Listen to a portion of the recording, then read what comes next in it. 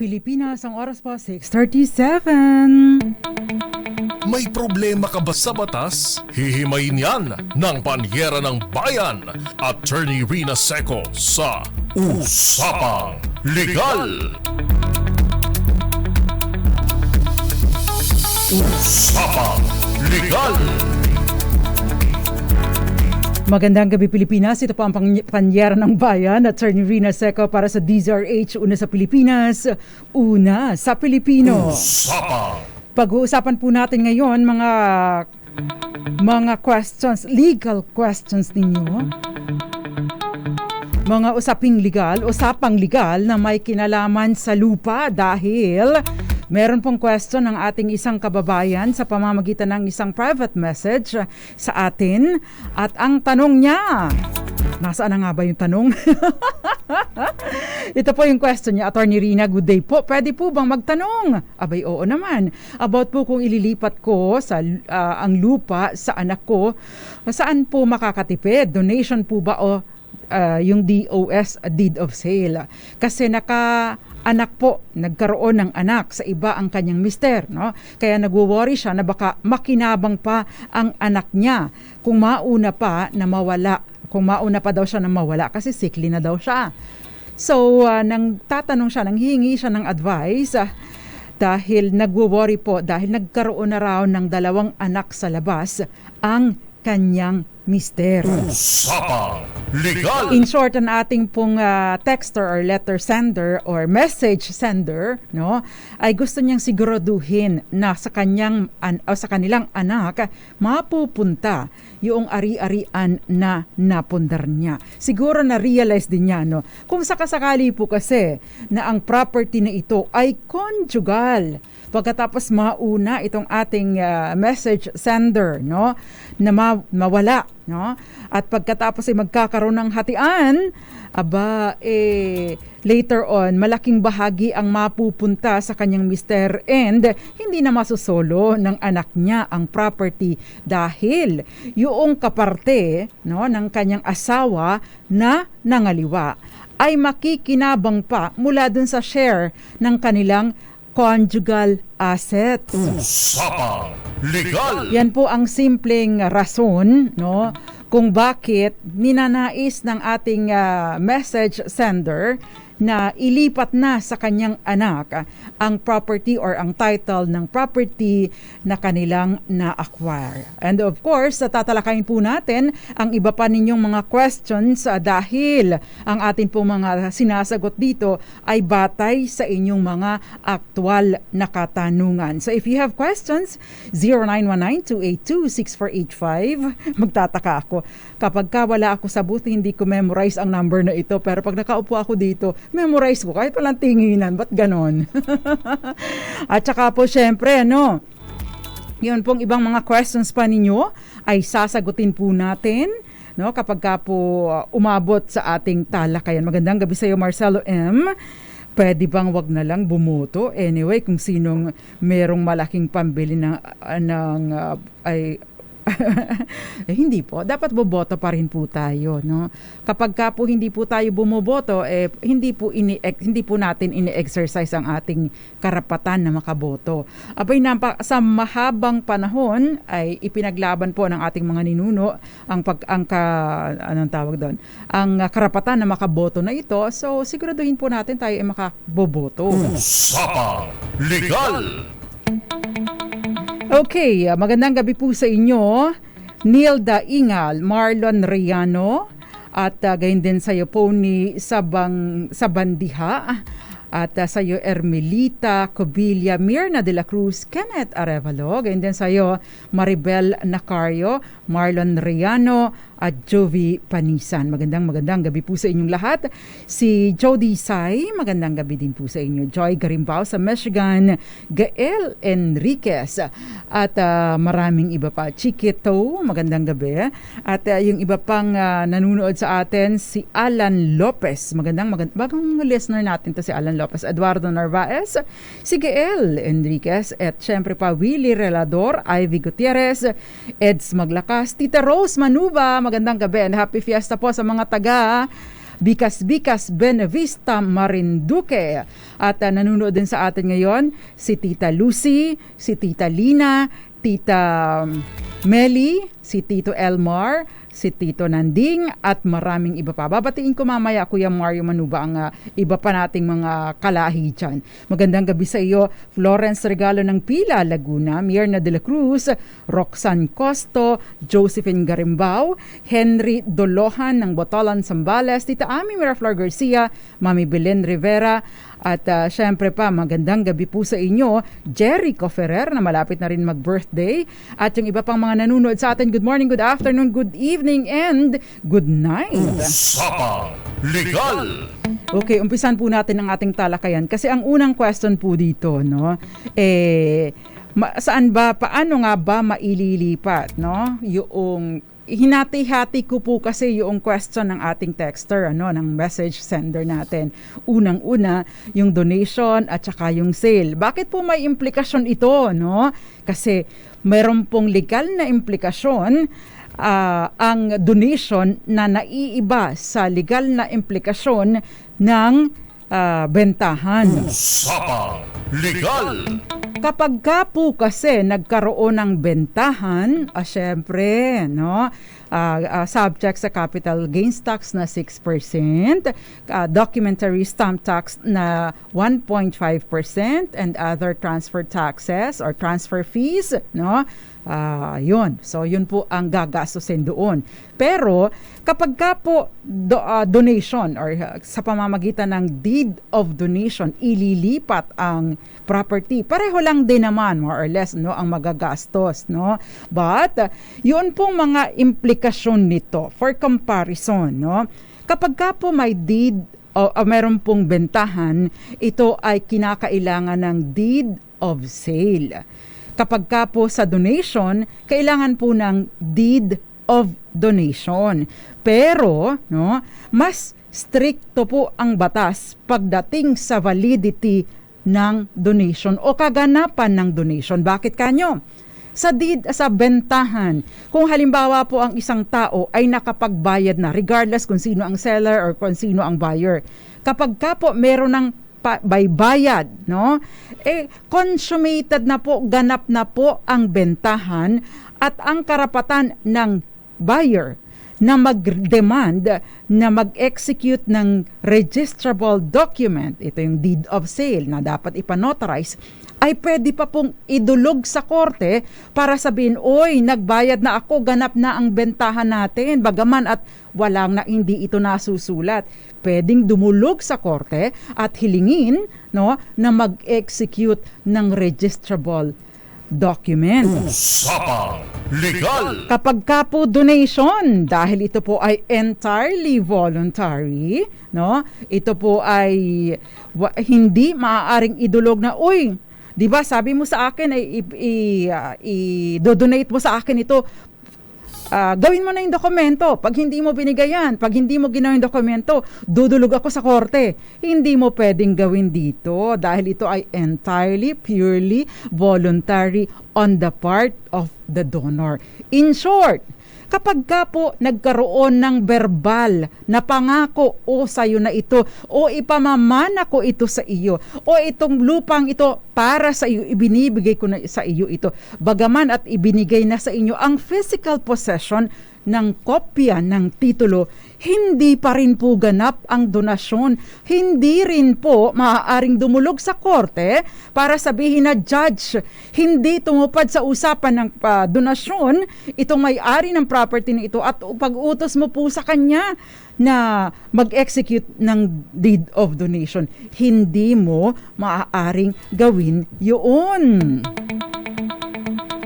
Pero sa deed of sale, sa bentahan, pwede kang dumulog. Uy, nagkaroon na po ng ng bahagyang nagawa ko na po ang parte ko and therefore dapat tumupad siya sa usapan. 'Yon ang pagkakaiba nila, At the same time, 'yun pong deed, yung bentahan, basta meron ng partial execution or partial na pangyayari, pwede na pong idulog sa korte. Ito, kahit pa hindi pa puritan ang kasunduan, pero sa donasyon, para maging valid, una, nasusulat. Pangalawa, ito ay duly accepted, no, at notarized. At the same time, yung pagtanggap na ito dapat ay na-communicate or naipaalam doon sa nagbibigay habang siya ay buhay pa. Usapang Legal. Sa mga may-ari po, sa mga anak po nitong donor nung nagbigay, kapag ka po hindi notarized o kaya naman ay hindi accepted, walang acceptance during the time of the donor, abay pwede pong sabihin, oy, ibalik mo sa amin yung kahit pa naibigay ng title, no? Ibalik mo sa amin ang titulo dahil hindi ganap and therefore hindi natuloy ang donasyon. Usapang Legal. Kapag ka po sa exemption, halimbawa may mga exemptions naman, pag-usapan po natin yung tax exemption. Meron pong 6% capital gains tax kapag ka po nagkaroon ng bentahan at ito ay depende po sa zonal or fair market value, whichever is higher. O kaya at samantalang doon po sa donor's tax, 6% din po ito, but meron pong deduction na 250,000 pesos or exemption. Halimbawa, ang halaga ng donasyon ay 1,000,000 piso. Ilan ba yung 6% ng 1 million pesos, no? 60,000. Sabi po sa batas, no? Sa sa train law, no, 6%. Meron pong tinatawag na exemption na 250,000. So yung pong 250,000 aawasin mula doon sa 1,000,000 na bubuwisan. So 750,000. How much is the 6% of 750,000? Kenneth Arevalo, paki-compute mo nga ito. Usapang Legal. Ayan. So, yun po ang diferensya nila, no? Pero meron pa po ibang mga, no, may iba pa pong mga legal na implikasyon na tatalakayin naman po natin sa atin pong pagbabalik. Magandang gabi sa iyo, Jovi Panisan. Magandang gabi din sa iyo, Ma'am Grace Recta. At syempre pa yung mga ibang nanunood sa atin mula sa iba't ibang panig ng mundo. Good morning, good afternoon, good evening, and good night. Maricor Angeles, June Dason Agalot, Roger Makumaw, Cora Kaburaw. Ako po ay si Attorney Rina. Magandang gabi po sa inyo. Si Marilisa Ampuan sa Naga City, Camarines Sur. At gayon din sa iyo, Roger Makumaw, Irene Almodovar. Magandang gabi din sa iyo, Benedicto Serrano. Magandang gabi sa iyo, Benedicto Serrano. At dyan sa Dagupan City, si Archie Valencia sa Zamboanga City. At gayon din sa iyo, Kenneth Arevalo, Grace Recta, Alan Evaristo, Dangsaan Job, at si Jerry Sumagaysay, Gael Enriquez, Danilin Salveta. Magandang gabi dyan sa mga taga Mugpog, Marinduque. Si, 45,000 daw. Oh, malaki ang diferensya, di ba? Yan. Sasagutin po natin ang inyong mga questions, Miss Alicia Hubay at iba pa sa atin pong pagbabalik. Diyan lamang po kayo. Usapang Legal. RH. Kayo'y nakikinig sa Usapang Legal kasama si Attorney Rina Seco. Nagbabalik po ang Usapang Legal kasamang panyera ng bayan, Attorney Rina Seco. Tinatalakay po natin ngayon, no? Nagkakaroon tayo ng comparison sa deed of sale at sa donation, no? Sa bentahan at sa donasyon at sa mga legal na implikasyon nito. Usapang Legal. In terms of expenses, 6% sa donor's tax kasi donor's tax kapag deed of donation, capital gains tax kapag may bentahan, parehong 6%. Nagkakaiba sila, maaring mapababa kapag no, within a period of 1 year, yun lang ang donasyon, no? Yun lang ang donasyon ng isang tao. Kaya naman nag-donate siya pero hindi niya inavail yung 250,000 na deduction. Bilang yung 250,000 ay exempt from donor's tax. Usapang Legal! So kung halimbawa po ang halaga ng donasyon ay 250,000 lang, di nakalibre na sa 6%, hindi po ba? Yun ay nakakatipid tayo. Pero in terms of halimbawa po yung validity ng document, napaka-stricto ng deed of donation. In writing, no? Duly accepted, and in writing, in a public instrument, ibig sabihin notarized, pagkatapos ay accepted either in the same instrument or in a separate instrument, at itong pagtanggap na ito communicated or naipaalam doon sa nagbigay during the lifetime of the donor. Usapang Legal! Ay isa pa po, no? Kung halimbawa po ay bentahan at totoong nagkaroon ng bentahan, no? Wala pong or hindi na po ito maaaring habulin pa, no? Hindi na po ito maaaring habulin pa ng mga anak o mga tagapagmana nitong nagbenta. Pero sa donasyon, no? Yun pong mga anak nung nagbigay o nagdonate ng property, ay maari po siyang humabol kung naapektuhan ang kanyang mana. Usapang Legal! Yon ang disadvantage nito. Kaya doon po sa ating texter, si Mami, no, na gusto lang matiyak na makatatanggap or mapupunta sa kanyang anak, no, yung kanyang property or kanilang property na pinaghirapan, yun po ang dapat ninyong i-consider sa inyong desisyon. Hindi ko kayo tuturuan kung anong dapat ninyong desisyon. Sasabihin ko na lang po yung mga option ninyo para po kayo ang mamili. Usapang Legal! By the way, kung ito po ay conjugal property, ibig sabihin either ito ay binili ninyo na kayo lang ang bumili bago kayo ikasal, o kaya naman ay tinanggap ninyo bilang mana bago kayo ikasal, o kaya naman ay binili ninyo ng asawa nyo noong kayo ay kasal na. Ito po ay conjugal at hindi ninyo ito maibebenta o maipamimigay kung wala pong consent ang inyong asawa. Usapang Legal! Meaning to say, no? Sabi po kasi sa batas, ang mga desisyong ganito or pagdidispose ng property, kailangan ng pahintulot, consent ng asawa kung ang property ay conjugal. Pero kung ito po ay inyong exclusive property, meaning to say, ito ay tinanggap ninyo bilang mana o idinonate sa inyo exclusively, no, during kayo ay may asawa na, ibig pong sabihin, ito po ay eksklusibong property ninyo at pwede ninyong ibigay o ibenta ito anytime na hindi kailangan ng consent ng inyong asawa. Usapang Legal! Chance Arceo, magandang gabi sa iyo. Kuya Bong Muyar, magandang gabi sa iyo. May suggestion si Kenneth at nakita ko din ito kay Gael Enriquez. Sabi niya, i-disinherit mo. Yeah. Totoo, pwede mong i-disinherit. Pero, no? Hindi mo pwedeng i-disinherit yung anak ng asawa mo sa labas, 'di ba? Yung asawa mo ang pwede mong i-disinherit. But kahit pa disinherit mo siya, 'di ba meron pa ding siyang share doon sa conjugal assets?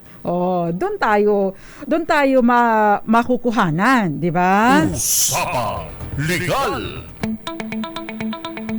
Magandang gabi sa iyo, Freddy Balaguer. Maraming salamat sa panonood. At syempre pa yung iba pang mga nanonood sa atin dyan. Magandang gabi po sa inyong lahat.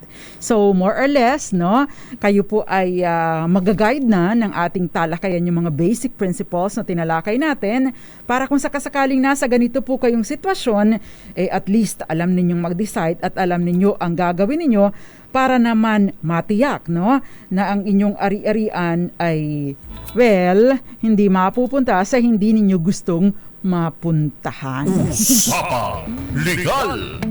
Again, no, kapag ka po ito po ay donasyon, pagkatapos ay merong na prejudice or naapektuhan ang share sa mana, pwede po itong bawiin o bawasan, ibalik ang portion, no, para po punuan, no, yung mana ng iba. Yan. No, kasama na doon. Syempre, kayo kung kasal pa po kayo ng asawa ninyo, compulsory heir pa din po ninyo siya habang kayo ay kasal pa. Maliban na lamang, no, kung kayo ay magpapa-legal separation at ang ground ninyo, no, ay yung kanyang marital infidelity, na ito po naman ay dapat maisampa within 5 years from the time na ginawa niya yung pagtataksil sa inyo. Usapang Legal! Tito Eli, Tito Elmar, and sino pa ba yung mga kaibigan natin dyan? Magandang gabi sa inyo. Nanunood dyan sa atin sa Torrijos, Marinduque. At syempre, magandang gabi din po sa inyo. Nasaan na si Kuya Mario Manuba dahil dahil yung mga kaanak namin doon ay nanunood. Thank you very much po for watching, ha. Si Tito Eli, gayon din si Tito Elmar, Tito Irog, si Tita Lucy, Tita Meli at Tita Rose Manuba. Si Tito Solping, magandang gabi sa inyo. At Tita Lina, magandang gabi po sa inyo. Diyan sa, yung iba ay kalat-kalat po, mga kamag-anak ng Nanay Florico, no, na second death anniversary na sa susunod na buwan. Usapang Legal! Okay, pagpatuloy po natin ang ating talakayan dahil may marami pang mga questions. Ito nga, Billy Domingo, pakisara mo nga yung pinto para hindi nila naririnig yung mga ingay sa labas. Okay. So, again po, yung pagkakaiba, no, kapag ka po hindi registrable yung deed of donation, hindi kayo pwedeng pumunta sa korte para pilitin na mag-execute ng deed of donation. Mahihirapan po kayo. So, in essence, hindi po tuloy ang donasyon. Meron pong question dito, paano po kung nakasangla sa bangko na nagsara na, paano po makukuha ang title? Usapang Legal! Ay, kailan pa po ito nagsara, no? Unang-una, ano ba ito, na bankrupt yung bangko? Sa PDIC po kasi, no, o kaya merong receiver, no, yung receiver na inassign na maging receiver doon sa bangko dahil nagli-liquidate pa or kung ano man. Pupunta po kayo doon, no? Kailan po ito nagsara, no? Kasi kapag ka po yung halimbawa may mga deposits kayo, 'di ba? Kapag ka magki-claim kayo ng inyo mula sa PDIC, hindi po ba't 2 taon lang ang ibinibigay sa atin ng PDIC para i-claim yung insured amount na hanggang kalahating milyong piso. Kaya kung meron po kayong 1 milyong piso, wag po ninyong ipipisan sa iisang account, no? Wag kayong magdi-deposit, no, ng lagpas sa kalahating milyon. Bakit? Hanggang kalahating milyon lang yung insured amount, di ba? Usapang Legal! Mag-inquire po kayo sa PDIC kung meron pa. And usually kapag ka po ganito, no, yun pong receiver o yung bangko, pwede pong, yung PDIC, pwede pong ma-foreclose kasi yung property kung ito po ay nakasangla. Kung hindi natutubos within yung ano po yung naging kasunduan. So, yun, maganda pong mag-inquire muna kayo, no? Kung ito po ba ay nasa receiver pa o nandoon na sa PDIC. Pero limitado lamang po yung period na ibinibigay sa inyo ng batas. Usapang Legal! Si Tolit, sa attorney, paano po kaya ito? Nakabili kami ng portion ng CLOA na title. Sabi sa amin sa DAR, hindi daw po mapatituluhan kasi fragmentation of CLOA title daw ay bawal daw po iyon. Fragmentation of CLOA title. Are you saying na ito pong property na binili ninyo ay bahagi ng isang collective title? Ibig sabihin yung common understanding natin na mother title. Kasi yung pong collective title refers to, halimbawa, meron pong mga beneficiaryo na pinagsiipon-ipon sa iisang titulo, yung say for example, 2 o higit pang beneficiaryo. Kapag ka po ganito, ito po yung tinatawag na collective title, no? Sinasabi po sa batas na hindi maaaring ibenta, i-mortgage o kung ano man, no, i-dispatcha ang property nito within 1 year mula sa pagkaka-award. Ngayon, kapag ka po halimbawa collective title, ang Department of Agrarian Reform lamang po ang naghahati-hati nito. Take note din po kapag ka po collective ang title, hindi po ibig sabihin na patas ang magiging hatian ng lahat ng benepisyaryo dito. Halimbawa, merong 5 ektaryang lupain sa iisang titulo, awarded sa 5.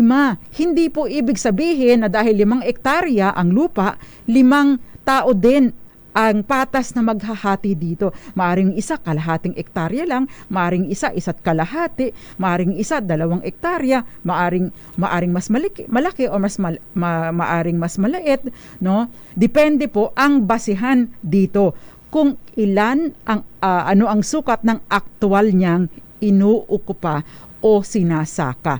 Kung halimbawa po mas maliit, no? Di mas maliit ang share niya dito. At ito po ay sinusukat ng Department of Agrarian Reform. So malamang sa malamang, no? Kaya sinasabing fragmentation ay portion ang binili ninyo, no? Pero hindi ko maintindihan kung paano nyo ito nabili ng wala pang sukat, na wala pang partition dahil ang DAR ang magpa-partition dito at magkakaroon ng individual title pabor doon sa mga benepisyaryo. Matagal po ito. Usapang Legal! In short, hindi po kayo maaaring magpasukat ng kayo-kayo lang. Hindi rin ninyo pwedeng hatiin na kayo-kayo lang dahil tanging ang Department of Agrarian Reform ang may kapangyarihan na gawin ito. So malamang sa malamang, yun po ang understanding ko sa inyong message. Usapang Legal! Shout out sa iyo, Romeo Bonador Kerong. Magandang gabi sa iyo. Pwede bang ibigay ang lupa ng ate ko na namatay January 20, 2025 sa nephew ko na inampon niya? Ano ba dapat ang gawin ng nephew ko kasi nasa name pa ng ate ko na single? Kung ito po ay legal ang pag-aampon, ibig pong sabihin dumaan sa legal na proseso, yun pong anak niya ang magmamana dahil ito ay, di po ba kapag kaampon ay inampon ng legal, nangangahulugan po ito na pareho ang epekto ng pag-aampon doon sa mga karapatan ng isang legitimate. So, automatic po siya ang tagapagmana ng kapatid ninyo to the exclusion of her siblings. No? Bakit? Kasi nga, ang karapatan niya ay kapareho ng isang legitimate child.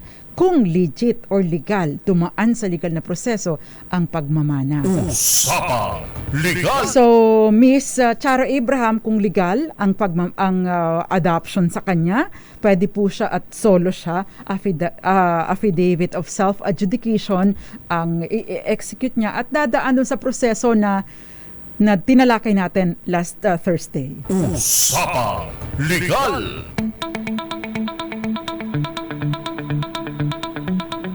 Ay, Ma'am Cora, masyadong maganda po ang boses ko.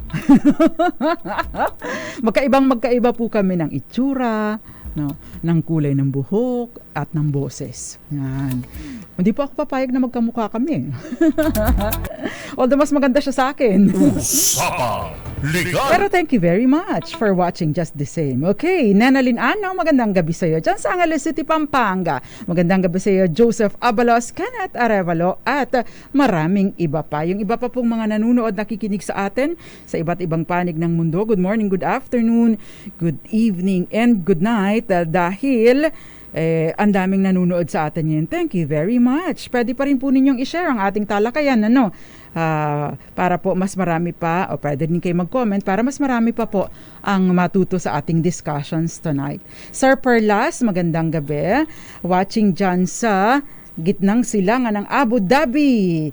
Ayan, magandang gabi din sa'yo. Yes, nanggaling dito si Rex Seco, pinsan ko yan. Si Ersab Andal, magandang gabi. Lagi din siyang nakikinig sa programa natin. Thank you very much. Elisa Asano, magandang gabi. At Maribel Nacario, sabi niya, sana ay ang haba nito. Private message po ninyo ako, ma'am. No, Maribel. Sumasagot po ako dyan, medyo matagal. Kung hindi man, dito tinatalakay ko po sa ating programa. Usapang Legal!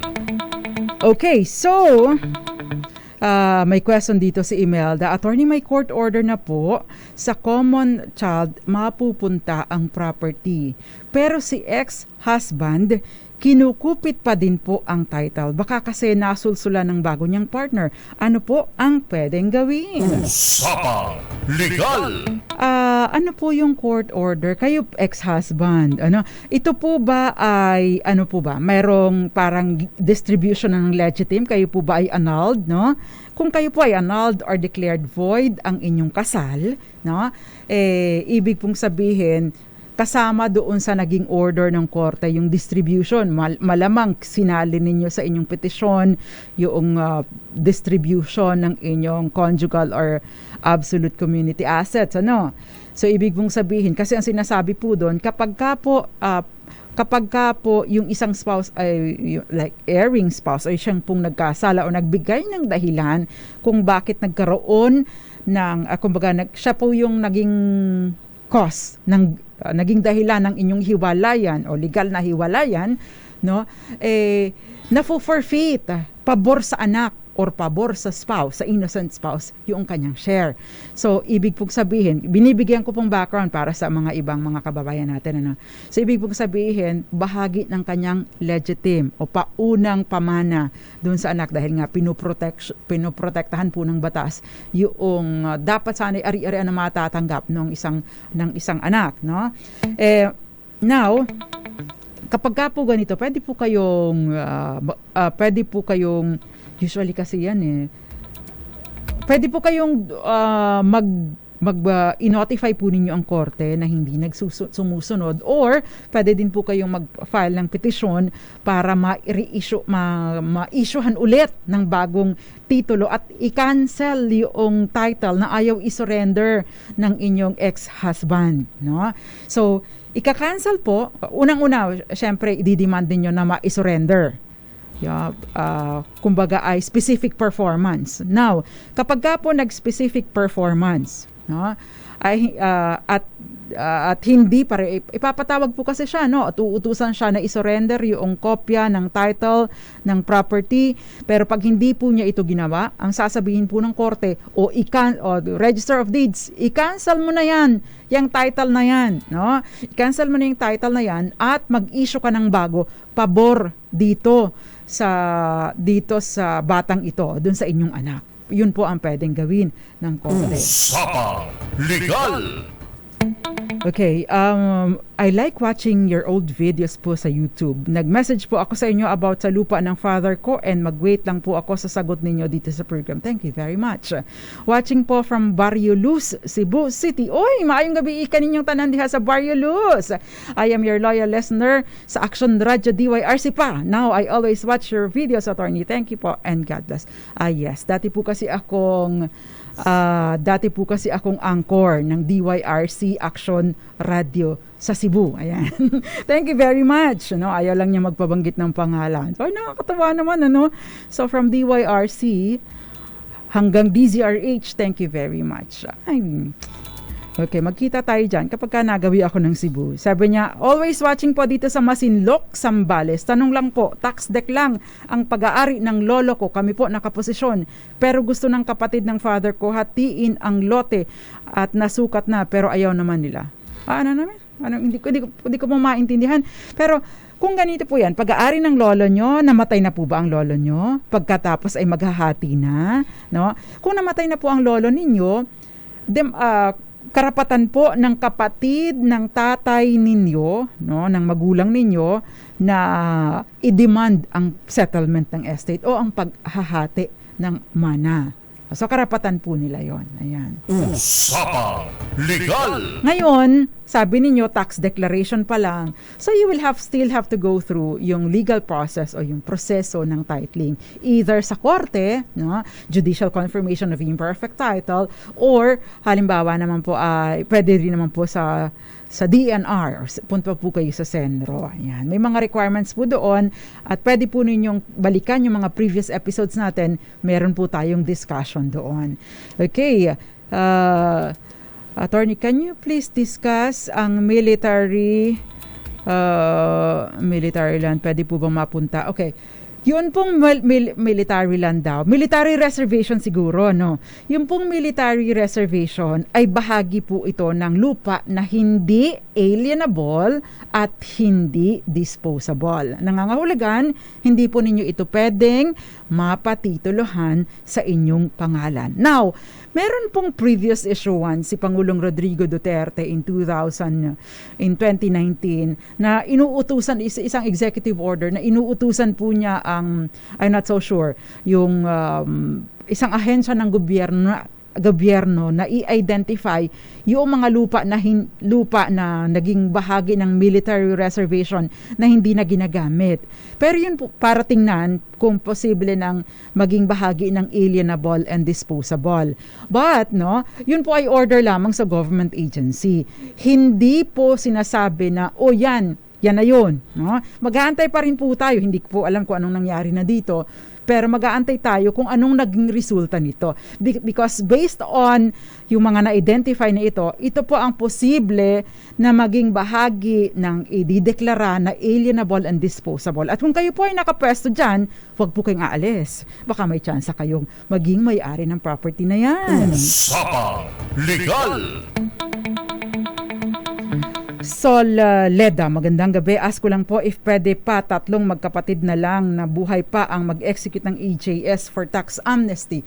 Actually, kung halimbawa po mag-a-avail kayo ng tax amnesty at namatay bago covered doon sa tax amnesty law, yung extension, hindi po kailangan ng extrajudicial settlement of estate with partition pa kung kayo ay magbabayad lang ng buwis. Pero for purposes of partition, at maipatitulo sa inyong pangalan isa-isa, kailangan po ng extrajudicial settlement of estate with partition. Now, yun pong extrajudicial settlement of estate with partition, lahat po ng mga tagapagmana ay dapat na kasali dito. Or kung halimbawang hindi siya kasali, at least meron siyang authorized representative powered by a special power of attorney, para kumalili sa kanya. So hindi po siya pwedeng may iiwan na iba because pwede pong iba deklara, wala po yung visa, hindi po ako naisali. Usapang Legal! Nanonood sa Coyapo Nueva Ecija, si Andy Marquez. Thank you very much for watching. Cherry Tarayo and si Ersab Andal. Thank you very much. And thank you very much din sa iyo, Sir Perlas. Ingat ka lagi dyan sa dyan sa Abu Dhabi. Napakaganda sa Abu Dhabi, At ang sarap ng dates. Anyway, masasagot pa po tayo ng iba pang mga questions. Si Aunt May, magandang gabi sa iyo. Shout out kay Aldrin at saka yung question ni Aldrin, sasagutin natin sa ating pagbabalik. At yung kay Marcelo M, gayon din, magandang gabi sa iyo, Agustin Villarta. At batiin na din natin si Agustin Villarta, Severina Villarta and family. Magandang gabi din po sa inyo. Ito si nakaano talaga lahat, nakanood talaga lahat. Si Cherry Anzoleta Kimora, magandang gabi. Ito ay apo ni Lolang Matang, magandang gabi po sa inyo. Andre Nabos, apo ni Tito Eli, si Tito Oni, asawa ni Tita Meli. Thank you very much for watching. At magbabalik pa po ang Usapang Legal kasama ang Panyera ng Bayan, Attorney Rina Seco. Ilan po muna mga paalala. Diyan lamang po kayo. Kayo'y nakikinig sa Usapang Legal. Kayo'y nakikinig sa Usapang Legal kasama si Attorney Rina Seco. Nagbabalik po ang Usapang Legal kasama ang Panyera ng Bayan, Attorney Rina Seco. Tinatalakay po natin yung kanina. Donation versus deed of sale, donation versus sale. Pero nagsasagot na po tayo ngayon ng mga questions ng ating mga kababayan. Shout out sa iyo, Aunt May, Aldrin. Okay. The last will documents ay hindi ba mapuputol yan kahit namatay na ang ina at ang ibang asawa? Hindi po makikialam ang last will. Kung hindi man walang last will, matik ba na meron ako kahit apo ako? Okay, nang namatay ang anak, merong may apo. medyo may kaguluhan, no? Pero kung halimbawa po si lolo at lola namatay, no? Si nanay namatay na din. So si apo, yung mga anak ni nanay, ang hahalili kay nanay na namatay para siyang tumanggap noong bahagi niya. Say for example, si lolo, no? Ang pangalan ng lolo ko ay Lolo Julio. Si Lolo Julio, halimbawa, nagkataon lang nabuhay pa siya at naunang namatay si nanay. Si nanay, Flory, meron siyang 5 anak na nabubuhay pa. O, 6 na, sabihin na natin, meron siyang 6 na anak.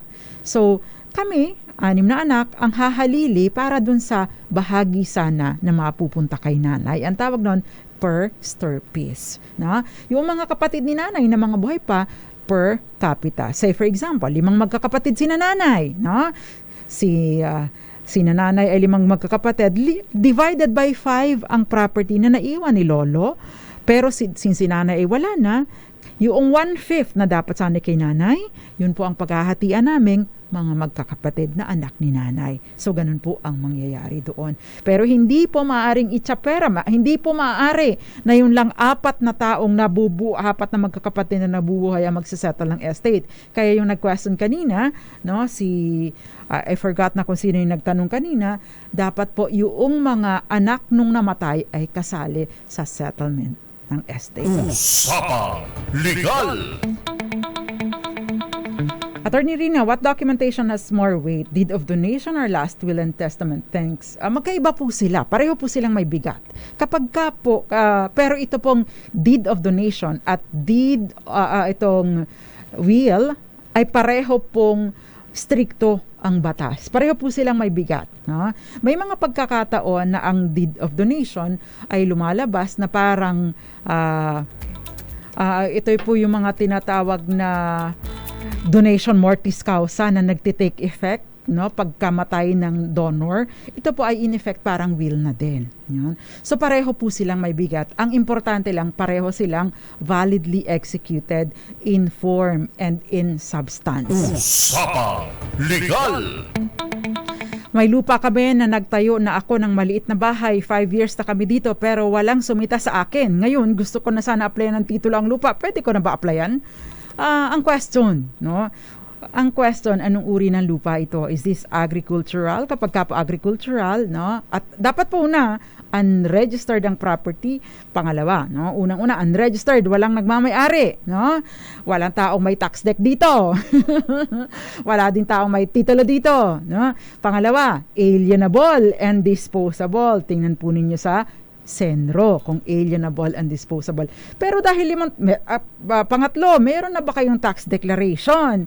Pero pang-apat, kapag ka po agricultural land, dapat 20 taon na kayong nandyan. Kung ito naman po ay residential, kaya tinatanong ko anong uri ng lupa ito. Kung residential, pwede kayong mag-apply makatapos ang 10 taon na kayo ay naninirahan dyan.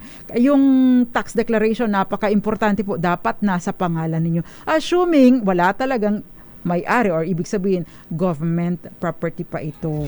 Ayan. Usapang Legal!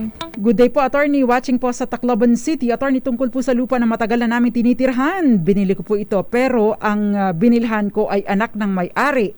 Ang lupa ay minana niya sa kanyang mga magulang, pero walang dokumento na nagsasabi na mana niya ito. Ang mga nakatira sa katabi na lupa ay alam nila na kanya or sa kanya ipinamana at walang ibang maghahabol sa lupa dahil solong anak lang siya. Ang kanyang mga magulang parehong patay na. Ang dokumento po ay nakapangalan sa magulang ng nagbenta. Ibig ko pong sabihin, ang anak na nagbenta sa akin ng lupa ay walang dokumento na nagsasabing ipinamana sa kanya ng kanyang magulang ang lupa. Bala ko na pong patituluhan ng lupa. May problema po ba sa dokumento para maipangalan ko sa akin ang titulo? Sana po ay masagot sa program. Lagi po kami na katutok sa inyo, lalo na kapag tungkol sa lupa. Salamat and God bless you po. Thank you very much. Nanonood sa atin sa Tacloban City. Maraming salamat po. Kung yan po ay solong tagapagmana, sabihin po ninyo sa seller, no, na mag-execute ng deed ng affidavit of self-adjudication na nagsasabi, ako ang solong tagapagmana, nag-iisang sole surviving heir nitong mga magulang ko at namatay na sila at ako ang nagmamaya. Meron pong, dapat po maipagawa ito sa lawyer para valid po ang document. Pagkatapos, idadaan po sa settlement, no?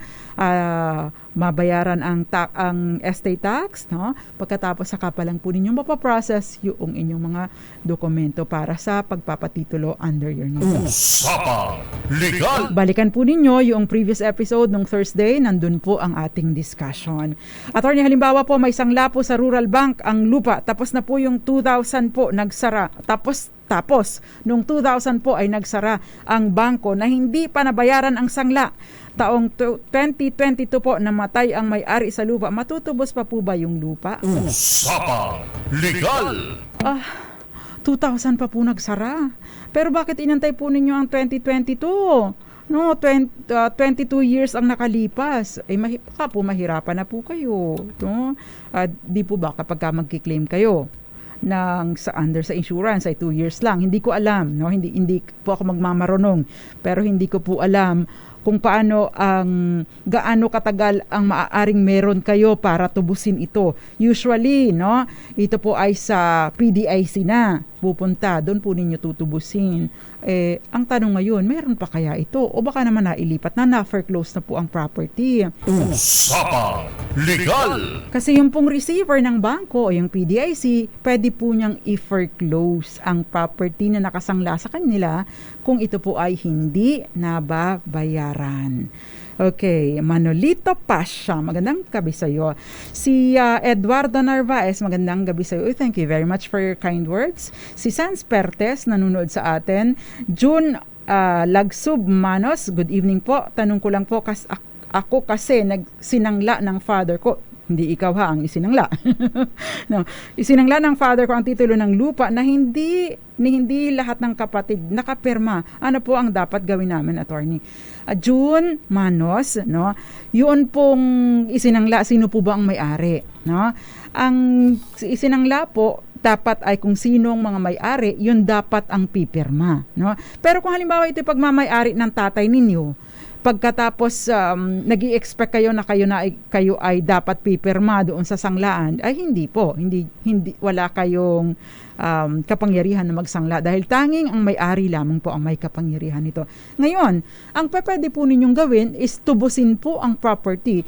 Tapos i-charge po ninyo doon sa taong nagsangla, say yung tatay ninyo, sa taong nagsangla, yung kumbaga ay mga nagastos po ninyo sa pagtubos ng property just to be sure na hindi ma-foreclose yung property. Pagkatapos, syempre, yung taong yung taong ito ay may pagkakautang na po sa inyo. Usapang Legal! Magulo po ba? Ulitin natin. Yung may-ari ng property ang tanging may kapangyarihan na magsangla nito. Ngayon, kung halimbawa dalawa ang nagmamay-ari ng property at isa lamang ang nagsangla, abay unang-una kapag ka po bangko, pwede po ninyong questionin, no? Ang bangko, bakit? Dapat ay nagkakandak sila ng extraordinary diligence, no?